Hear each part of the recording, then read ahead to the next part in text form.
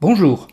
Nos premiers essais avec Glaxnimat à partir de Shotcut ont montré que nous n'avions pas tous la même présentation ni les mêmes outils à l'écran.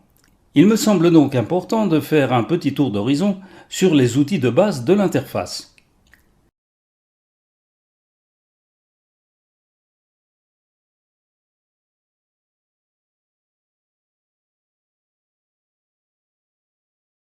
D'abord les fenêtres. Ici, j'ai tout fermé.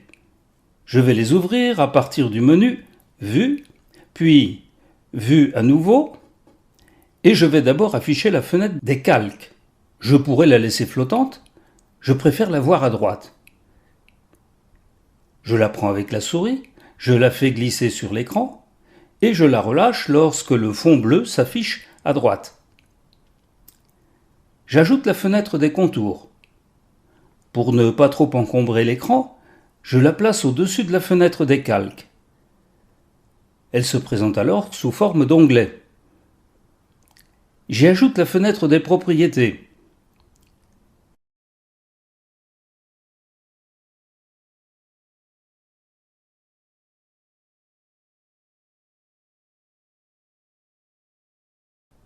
Puis la fenêtre ligne de temps, qui est très importante et dont la place est logiquement en bas de l'écran.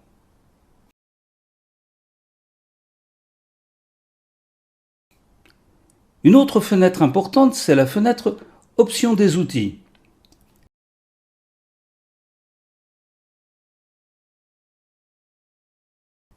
Moi, j'aime bien la voir à gauche, à côté des outils. Nous en ajouterons d'autres plus tard en fonction des besoins. Accessoirement, je vais ajouter dans la barre d'outils l'édition de nœuds, ce qui nous permettra d'en enlever ou d'en ajouter à volonté.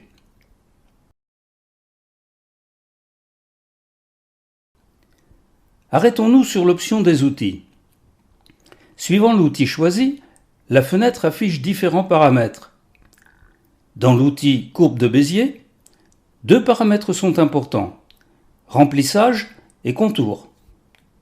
Si contour est décoché, lorsqu'on trace le chemin, il se présente sous forme de pointillé et reste invisible lorsqu'on termine le chemin.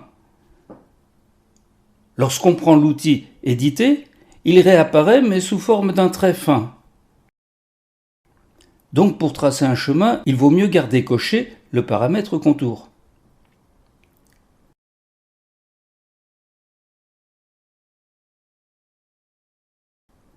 Si le paramètre remplissage est coché, un remplissage se fait automatiquement entre les points de notre circuit, ce qui est fort perturbant.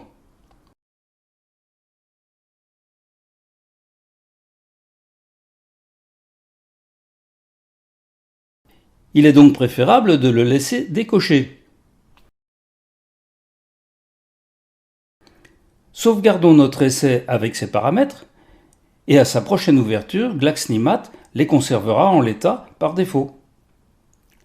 Voilà, nous reviendrons sur d'autres aspects de l'interface au fur et à mesure de notre découverte de Glaxnimat.